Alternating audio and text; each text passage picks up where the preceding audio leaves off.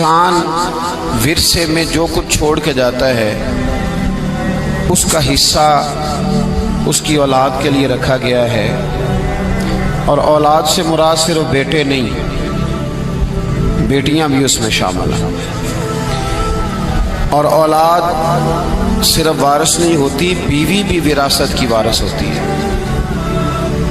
ماں اور باپ کا بھی حصہ شریعت نے رکھا ہے۔ اولاد نہ ہو تو باقی رشتہ دار بھی اس میں شراکت دار ہوتے ہیں۔ وہ ایک علیحدہ تفصیل ہے، وہ نہ تو ہمارا عنوان ہے اور نہ ہی اس کے احکام کسی ایک شخص کے لحاظ سے ایک جیسے ہوتے ہیں، بلکہ میراث کے احکام ہر شخص کے لحاظ سے الگ الگ حیثیت رکھتے ہیں۔ ہم تو صرف اس کی اہمیت پر چند باتیں عرض کرنا چاہ رہے ہیں۔ میرے عزیز دوستو، پہلی بات تو یہ ہے کہ یہاں کچھ لبرل لوگ تو روشن خیال کہتے ہیں، میں کئی دفعہ روغن خیال کہتا ہوں ان لوگوں کو۔ وہ کہتے ہیں دیکھو جی ہم مساوی حقوق دیتے ہیں، اسلام نے بیٹی کا حصہ آدھا رکھا ہے، اور جدید زمانے کے لوگ یہ کہتے ہیں کہ ہم چاہتے ہیں کہ برابر اور مساوی حصہ ہو۔ اسلام نے آدھا حصہ رکھا ہے، معاذ اللہ، اس پر اعتراض ہوتا ہے۔ ہمارا جواب یہ ہے کہ اسلام نے دیکھنے میں تو بیٹے کا حصہ زیادہ اور بیٹی کا کم رکھا ہے، لیکن اگر دیکھا جائے تو بیٹی کا حصہ زیادہ ہے۔ بیٹی کا حصہ، یہ آپ کو باتیں سمجھ لینی چاہیے۔ میڈیا کا زمانہ آیا ہے نا، دنیا ایک گلوبل ویلج بن گئی ہے۔ اب ہمارے بچوں سے اس طرح کے سوال کیے جاتے ہیں، بالخصوص یونیورسٹی کالج کا جو طبقہ ہے ان کو الجھایا جاتا ہے۔ سب سے پہلا نقصان اپنا اور ملت کا یہ کرتے ہیں کہ سیدھا معاذ اللہ دین پر ہی اعتراض شروع کر دیتے ہیں۔ اسلام نے بیٹی کا حصہ، دیکھیں نا، بیٹی کا حصہ تو تھا ہی نہیں۔ اسلام نے بیٹی کا حصہ آدھا رکھا ہے، بیٹے کا حصہ ڈبل رکھا ہے۔ لیکن میں نے یہ جملہ بولا ہے کہ اگر غور سے دیکھا جائے تو بیٹی کا حصہ زیادہ ہے۔ کیوں بھلا؟ اس لیے کہ بیٹی کا حصہ تو رکھا گیا ہے، پر بیٹی کے ذمہ حق کوئی نہیں رکھا گیا۔ بیٹی کا حصہ رکھا گیا ہے پر اس کی ذمہ داری، بیٹی جب تک بیٹی ہوگی تب تک باپ کی ذمہ داری ہے، اور جب وہ بیوی ہوگی پھر وہ شوہر کی ذمہ داری ہے، اور جب وہ ماں ہوگی پھر وہ بیٹوں کی ذمہ داری ہے۔ اس کی ذمہ کوئی چیز نہیں لگائی گئی، اس پر ضرور توجہ کرنی ہے آپ حضرات۔ عورت کے ذمہ کوئی چیز، دیکھیں نا، نان نفقہ شریعت میں خامند کی ذمہ داری ہے، رہنے کو مکان دے گا، پہننے کو کپڑا دے گا، عورت کی ضروریات کا خیال رکھے گا۔ ڈیوٹی کس کی؟ خامند کی۔ اور جب اس سے قبل وہ اپنے باپ کے گھر میں تھی تو ڈیوٹی کس کی تھی؟ والد کی۔ والد اس کو کپڑے لے کے دے گا۔ والد کسی جگہ شریعت میں یہ موجود نہیں ہے کہ بیٹی خود جا کے کما کے لائے گی، باپ کی ذمہ داری۔ اور جب شادی ہو گئی تو پھر خامند کی ذمہ داری، اور جب وہ ماں بن گئی تو پھر تو میرے محبوب نے کمال ہی کر دی۔ فرمایا بیٹا جب جنت ڈھونڈنے نکلے گا تو اسے ملے ہی ماں کے قدموں کے نیچے۔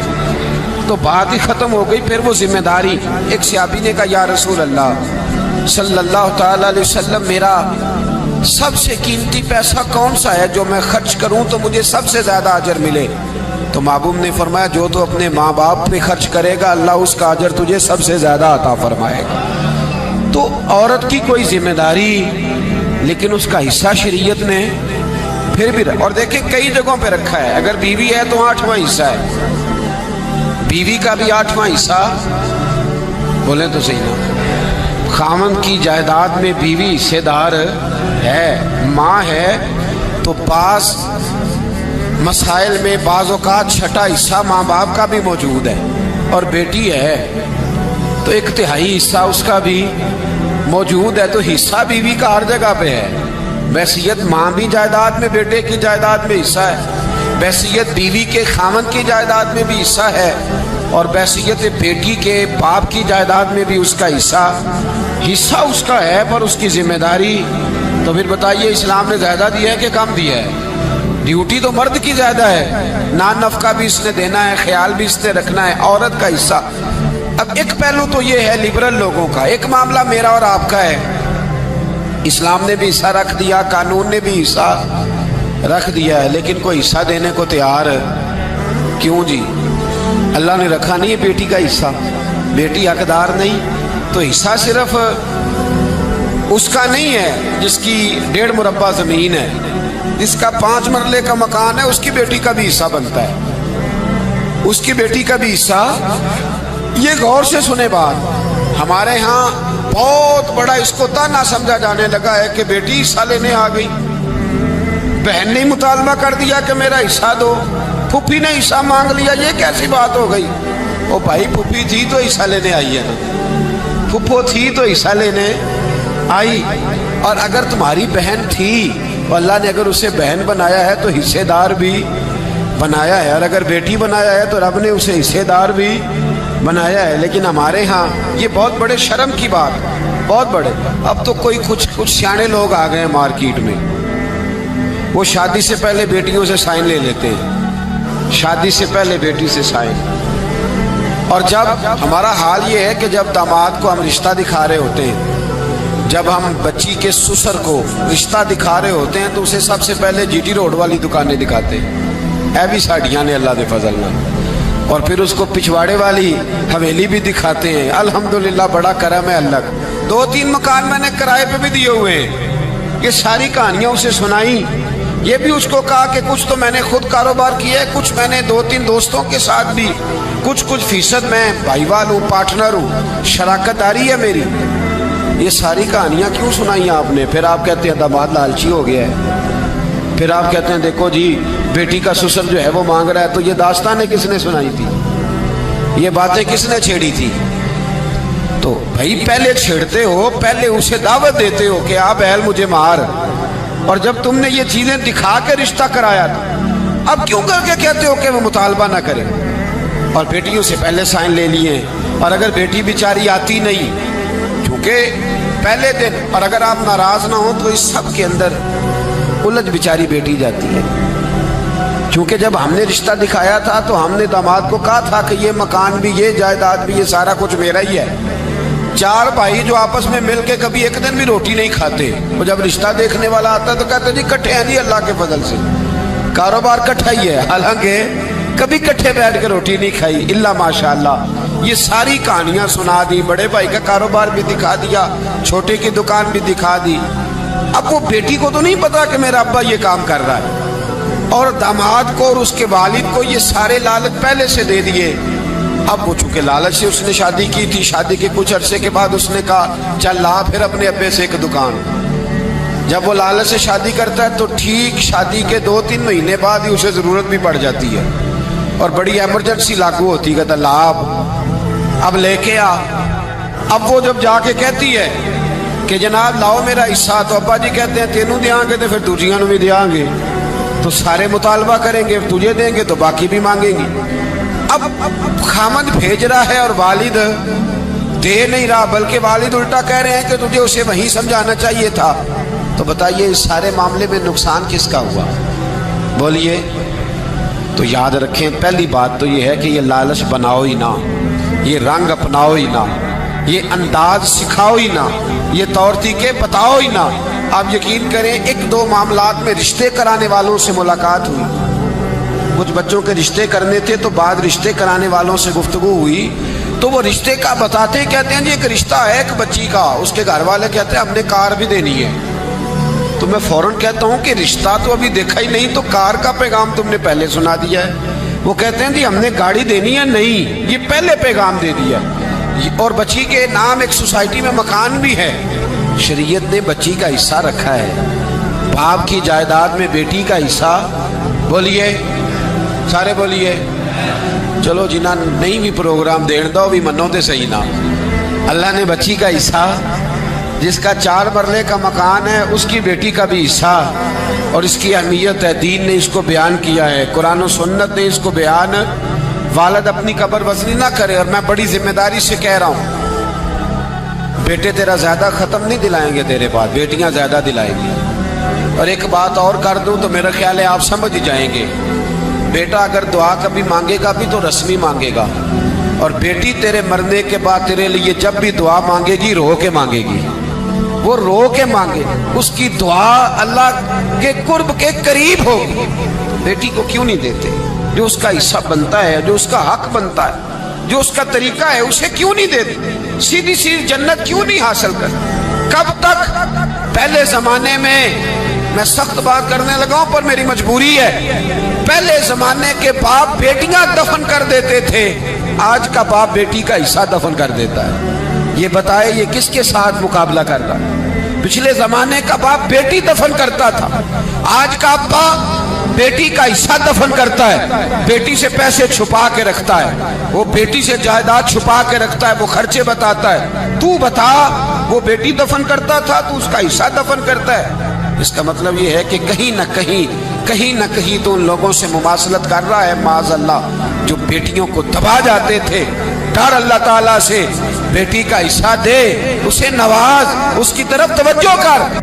ہم ڈٹے ہوئے لوگ، سرکار نے فلاح انسانیت کے لیے جو دوسرا کام کیا نا، وہ لوگوں کو احساس دلایا ہے کہ اگر غلطی ہو جائے تو تم نے بندوں کے سامنے اپنے آپ کو کلیئر نہیں کرنا، تم نے تو رب کے سامنے اپنے آپ کو کلیئر کرنا، اللہ کے سامنے تم نے بچنا ہے کہ میرا گناہ معاف۔ اور حضور احساس پیدا کرتے تھے۔ بخاری شریف میں قبیلہ غامدیہ کی اس عورت کا تذکرہ موجود ہے جو خود آئی تھی، کوئی گرفتار کر کے نہیں لایا تھا، از خود آئی۔ احساس پیدا ہو گیا نا گناہ کا۔ یہاں بہت ساری غلطیاں کر کے بھی لوگ جب اپنی بات کرتے ہیں تو کہتے ہیں کبھی یاد تو نہیں کسی کے ساتھ زیادتی کی ہو، یاد تو نہیں کبھی کسی کا، بھئی آپ نے اتنے بڑے ولی ہونے کا دعویٰ کر دیا۔ انسان تو انسان رہتا ہے۔ بڑے بڑے لوگ کہہ گئے کہ یا اللہ اگر انجانے میں بھی بھول گئے ہیں تو ہم سے درگزر فرما، لیکن جب ہم تیار ہی نہیں ماننے کو۔ حضرت انس بن مالک کہتے ہیں وہ خاتون آئی، کوئی پکڑ کے نہیں لایا، کسی 14 دنوں کے ریمانڈ پہ نہیں اسے منوایا گیا، اسے وہ خود بخود آئی اور کریم محبوب علیہ السلام کے سامنے جب وہ کھڑی ہوئی تو اتنے درد سے میں نے کم لوگ روتے دیکھے ہیں جس درد سے وہ روئی۔ عرض کرنے لگی حضور میں غلطی کر بیٹھی ہوں، مجھ سے زنا ہو گیا، مجھے پاک کر دے۔ تو محبوب کریم علیہ السلام نے فرمایا تو کیسے ثابت کرے گی تو نے گناہ کیا؟ یعنی مجرم کو ثابت کرنا پڑ رہا ہے کہ میں گناہ گار۔ یہ وہ کمال ہے کہ انسانوں کو احساس ہونے لگے کہ یہاں ہم غلط ہیں۔ جب اعتراف جرم ہوتا ہے، جب بیماری کی تشخیص ہوتی ہے تو پھر اس کا علاج بھی ہو جاتا ہے۔ حضرت انس بن مالک کہتے ہیں وہ عرض کرنے لگی حضور میرے پیٹ میں ناجائز بچہ ہے۔ حضور نے فرمایا جا جب بچہ پیدا ہو تو پھر آنا۔ وہ 8 ماہ کے بعد آئی تو اس کی گود میں پھول سا بچہ تھا۔ حضور نے فرمایا واپس جا، جب روٹی کھانے لگ جائے تو پھر آنا۔ وہ 2 سال 2.25 سال دودھ پلاتی رہی، پھر جب آئی تو بچے کے ہاتھ میں روٹی کا ٹکڑا تھا۔ کریم محبوب صلی اللہ تعالی علیہ وسلم سے آ کے جب اس نے بات کی تو وہ درد سے روئی، کہنے لگی یا رسول اللہ 3 سال ہونے کو ہیں، میں نے گناہ کیا ہے، میں ساری رات سو نہیں پاتی۔ حضور تڑپتی، اگر اس حال میں مر گئی تو اپنے رب کو کیا منہ دکھاؤں، مجھے پاک کر دے، میرے حال پہ رحم فرمائے۔ محبوب کریم صلی اللہ علیہ وسلم نے بچہ ایک صحابی کو دیا، فرمایا بچوں کی طرح پالنا، اور کہا اسے لے جاؤ، پتھر مار مار کے اسے سنسار کر دو۔ صحابہ کہتے ہیں اسے پتھر لگ رہے تھے اور حضور بے چینی کے ساتھ ٹہل رہے تھے۔ آ کے خبر دی حضور وہ تو وصال کر گئی، انتقال ہو گیا۔ فرمایا یہاں تک تو بات اس کی تھی۔ حضرت انس بن مالک کہتے اب محبوب کریم نے صحابیات سے فرمایا اسے غسل دو، کفن پہناؤ، جنازہ تیار ہو جائے تو مجھے خبر کرنا۔ حضرت انس بن مالک کہتے ہیں غسل ہوا، کفن ہوا، جنازہ تیار ہوا تو حیران ہم تب ہوئے جب میرے محبوب نے فرمایا صفیں بناؤ، میں خود جنازہ پڑھاؤں گا، میں خود جنازہ پڑھاؤں گا۔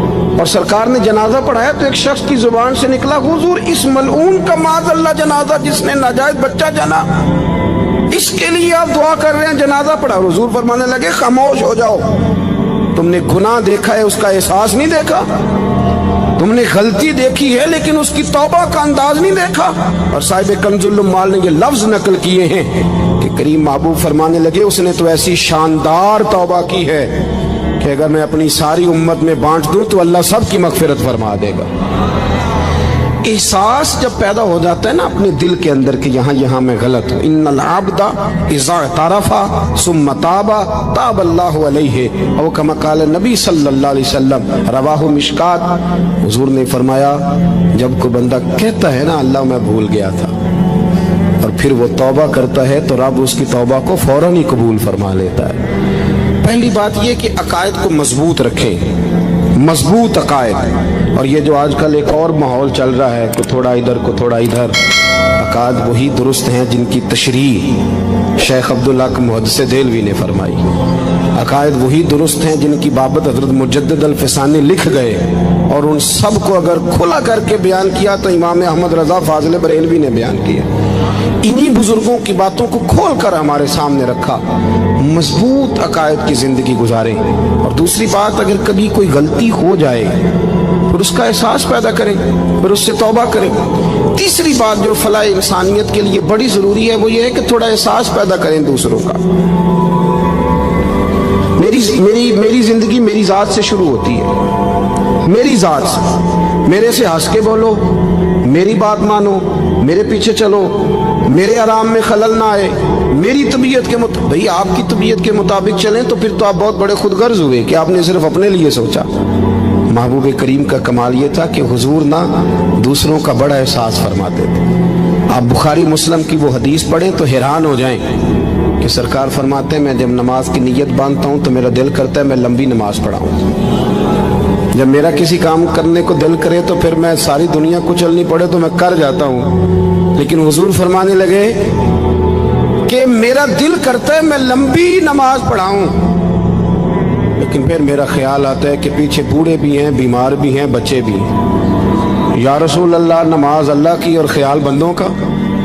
فرمایا میں بوڑھوں، بیماروں اور بچوں کا خیال کرتے ہوئے اللہ کی نماز کو مختصر کر دیتا ہوں۔ احساس جب طبیعت ہمارے ہاں نا تیزی کے ساتھ احساس ختم ہوا ہے، تیزی کے ساتھ ہم نے اتنی نفی شروع کی۔ ہمارے تو اہل تصوف میں اللہ ماشاءاللہ اب تربیت کا طریقہ یہ ہے کہ صرف میں ہوں، میرے سوا کوئی بھی نہیں، میں اس کو کہتا یہ کام کرے۔ میرے رسول کریم علیہ الصلوۃ والسلام نے حقوق کا تعین فرمایا، حقوق کا تعین فرمایا، اور نبی کریم صلی اللہ علیہ وسلم نے فرمایا جو عورت اس حال میں مر گئی، اس حال میں دنیا سے گئی کہ اس کا خاوند اس سے راضی تھا، اس کا شوہر اس سے راضی تھا، اس کا گھر والا اس سے مطمئن تھا، تو میرے نبی پاک فرماتے ہیں جب دنیا سے جائے گی تو رب کریم جنت کا دروازہ کھول کے فوراً ہی جنت میں داخل فرما دے گا۔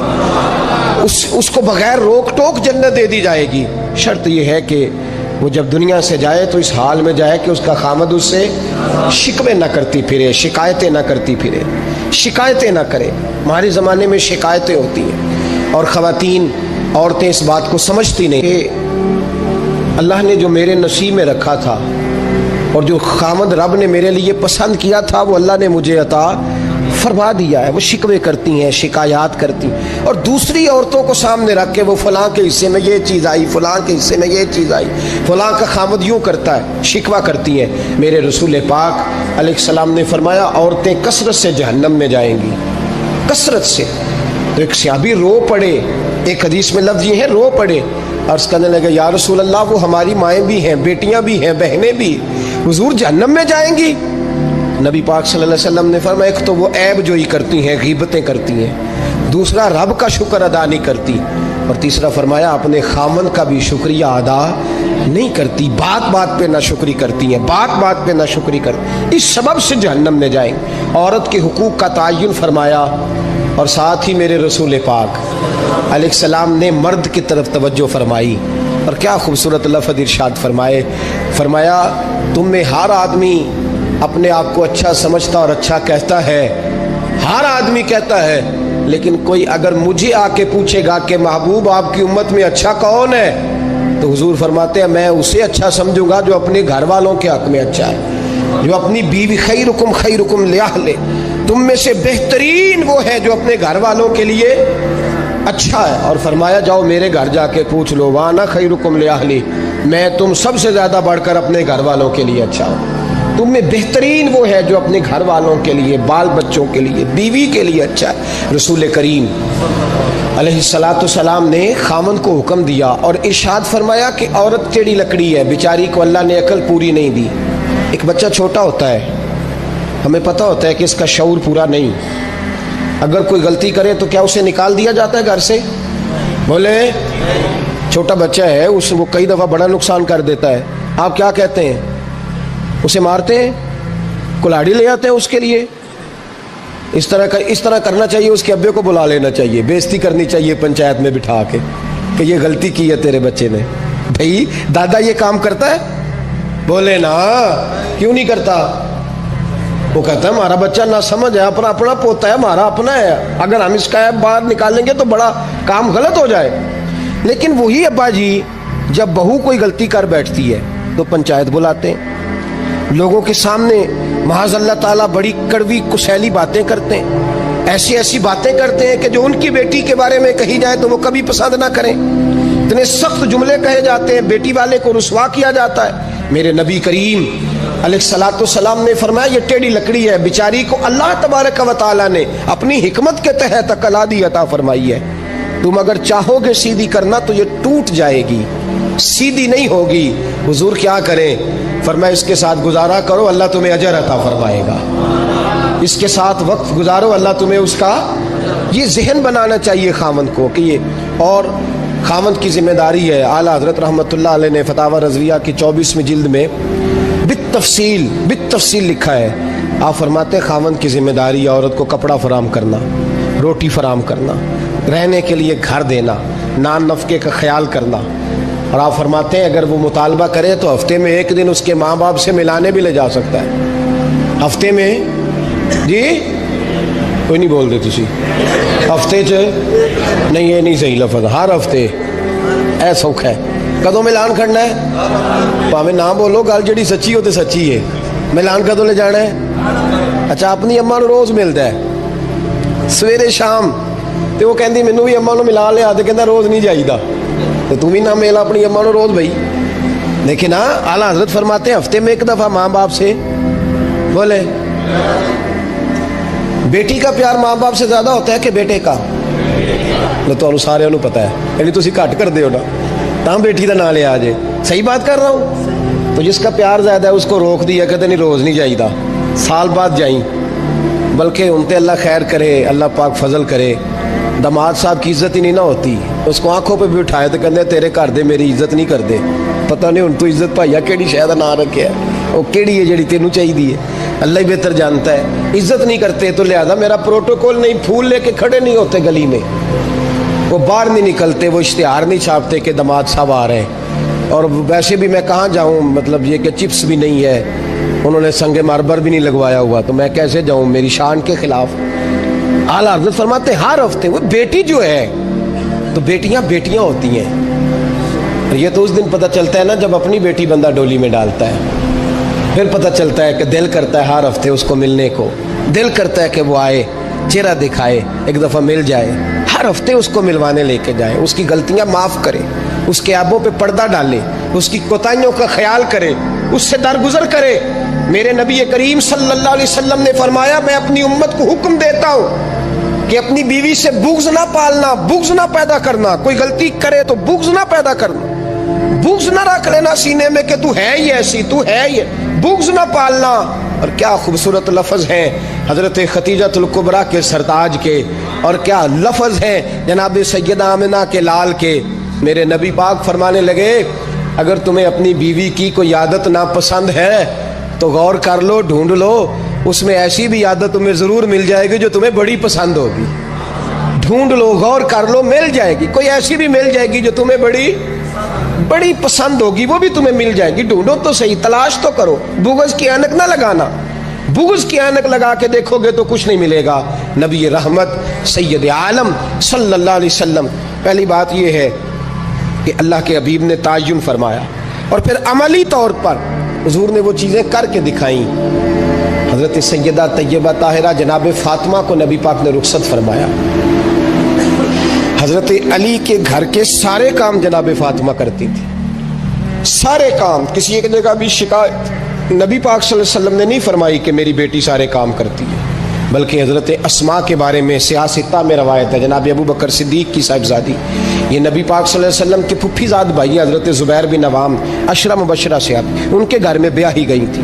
हज़रत जनाब अस्मा कहती है मैं मालदार बाप के घर से गई थी, अमीर बाप थे जनाब सिद्दीक़ अकबर, मैं ताजर बाप के घर से गई थी, लेकिन ज़ुबैर बिन अवाम के घर में गई तो फरमाती है मुझे उनके ऊँटों को चारा भी डालना पड़ता था, मुझे घर के सारे काम करने पड़ते थे। फरमाती हैं मैं चने पीस कर जानवरों के लिए मैं खुराक भी तैयार करती थी और वो चले जाते थे तो मैं उनके घोड़े की देखभाल भी करती थी। लेकिन कुर्बान जाएं, जनाब अस्मा फरमाती हैं एक दिन भी मैं अपने बाप के घर शिकायत लेके नहीं गई। और अजीब लफ्ज़ है हदीस पाक में, अजीब लफ्ज़ है। आप फरमाती हैं मैं एक दिन घास लेके आ रही थी, रस्ते में रसूल पाक तशरीफ ला रहे थे, हुजूर ऊँट पे थे। बड़ी खूबसूरत हदीस। हज़रत अस्मा फरमाती हैं मैं खामद के घर में काम काज करती थी, मैं चारा लेके आ रही थी, ऊँट पे हुजूर तशरीफ लाए। नबी पाक ने ऊँट को बिठाया, ऊँट बैठ गया तो हुजूर ने फरमाया अस्मा मेरे पीछे बैठ जाओ, मैं तुम्हें घर तक छोड़ दूँ। तो जनाब अस्मा रो पड़ी, कहने लगी महबूबा मेरा खामद बड़ा खुददार है, बड़ा गैरत वाला है, उसने मुझे जिस हाल में रखा है मैं उसी हाल में राजी। गरीब आदमी इज्जत करता है, कमजोर आदमी इज्जत करता है। जो बहू ज्यादा जहेज लेके आती है वो रोटी पका के नहीं देती, याद रखना।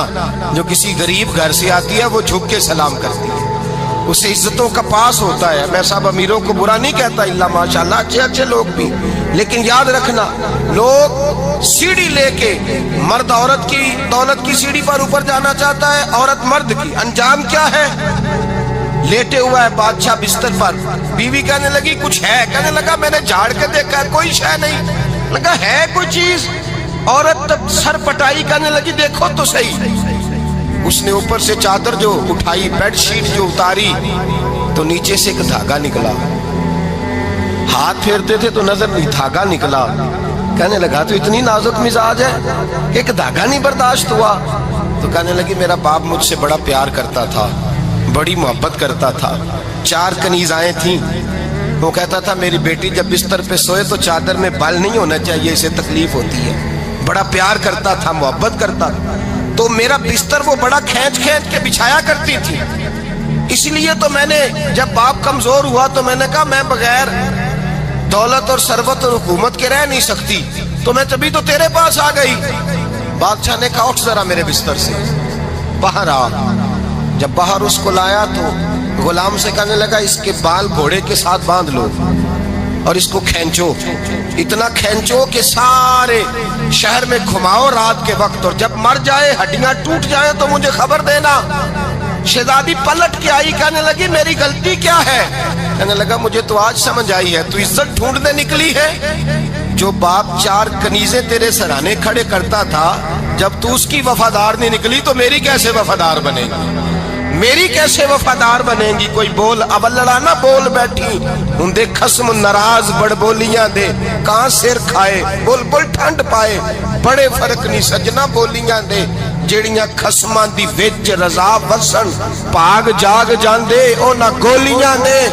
ਆਪ ਉਦਲੀਆਂ ਸਰਦਾਰ ਖਾਨ ਤੱਕੇ ਇਹ ਸ਼ਰਮਾ ਵਾਲੀਆਂ ਨੂੰ ਝੂਟੇ ਡੋਲੀਆਂ ਦੇ। याद रखें लोग इज्जत ढूंढने निकले हैं, इज्जत ढूंढने निकले हैं वहां जहां है ही नहीं। इज्जत उसको मिलती है जो खुददार हो, बावकार हो। मेरे मुस्तफा से किसी ने पूछा था या रसूल अल्लाह जिल्लत क्या है? 2 लफ्ज 2 हरफ और मेरे नबी पाक ने समुंदर समो दिया। हुजूर जिल्लत क्या है?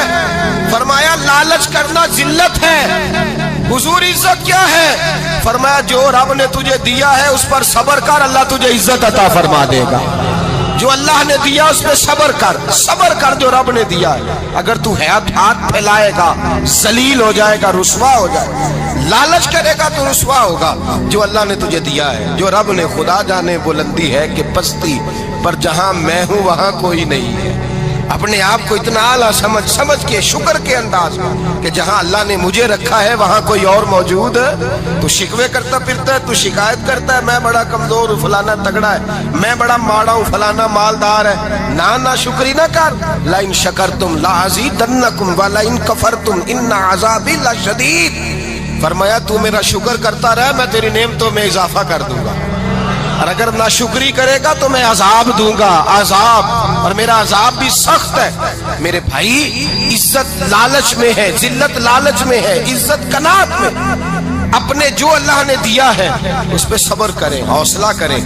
अपने घर को घर ना समझा करें, उसे महल समझा करें। अपनी कुटिया को महल जाने बच जाएंगे। मैं कभी कभी अपने दोस्तों से कहता हूँ میں کہتا ہوں بڑی خوش قسمت زندگی گزاری ہے, بڑی خوش قسمت زندگی, بڑی خوش قسمت. یہ میرے حضرت فرمایا کرتے, فرماتے یہ جملے کہا کرو رب کریم نے جو والدین میرے لیے پسند کیے وہ مجھے عطا فرمائے. جو بہن بھائی ہم نے تو بعد میں چہرے دیکھے ہیں تو حالات بدل گئے. آج پتہ چلا ہے دیہاتی لوگ تو ولی ہوتے ہیں, تو ولی ہوتے ہیں, اللہ سے زیادہ ڈرتے ہیں. یہ تو سادے لوگ ہوتے ہیں نا دیہاتوں کے. کوئی خیرات لینے والا دروازے پہ آتا تو میں مدرسے کا طالب علم تھا, میری اماں کہتی جا دے آ, تو میں کہتا اماں یہ تو ڈھونگ رچائے آیا ہے, اس کو دینا ہی نہیں چاہیے. تو اماں کہتے بیٹے اتنا ہی کافی نہیں کہ ہمارے دروازے پہ آ گیا ہے. آج سمجھ آتی ہے, آج خیال آتا ہے کہ وہ سادے لوگ ضرور تھے, وہ کتابیں پڑھے ہوئے نہیں تھے, لیکن جو درس محبت انہوں نے پڑھا تھا وہ کم ملتا ہے, وہ تھوڑا ملتا ہے. ناز کیا کرے ناز. آج کسی کو کوئی پینڈو کہہ دے تو اس کا سر جھک جاتا ہے. او خدا کے بندے, پینڈو ہونا تو اتنی بڑی نعمت ہے کہ میرے رسول پاک پیدا شہر میں ہوئے, پرورش جا کے گاؤں میں پائی. جناب عبد المطلب کہنے لگے میں اپنے پوتے کو گاؤں میں بھیجوں گا, ہوا بھی تازہ ہے, زبان بھی خالص ہے, بندے بھی خالص ہے. حلیمہ سعدیہ جیسی سادی بی بی, اس کے ہاں پرورش پائی.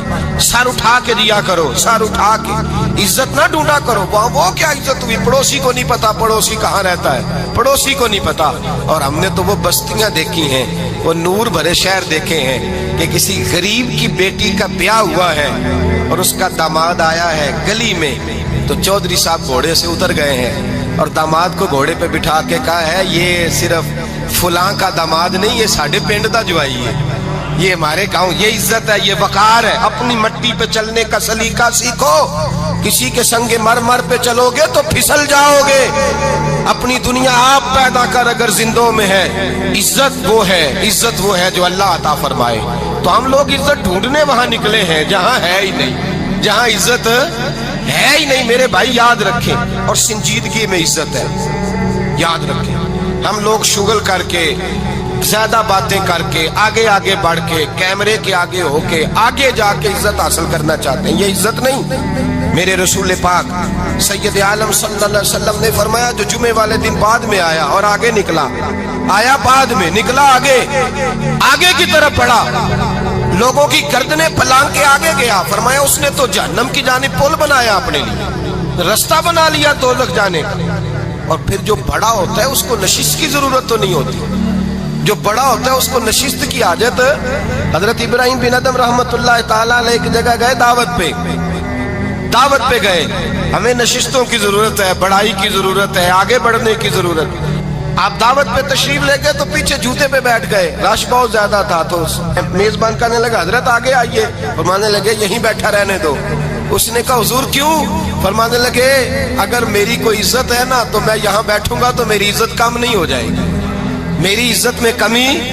یاد رکھیں, اس بات کو یاد رکھیں. عزت انسان کی, دیکھیں نا, صدر اگر ایوان صدر میں ہو تو پھر بھی صدر ہی ہوتا ہے, اور اگر اپنے گاؤں چلا جائے تو پھر بھی اس کو نشست کی ضرورت ہے. وہ جہاں رہتا ہے وہاں. ایک بزرگوں کی میں نے بات بڑی اچھی سنی. میں بھی میرے پیارے بڑے ہیں قادری صاحب, میں ان سے اکثر کہتا ہوں آپ ہر روز ہی یاد کراتے ہیں کہ یہ مفکر ملت ہے.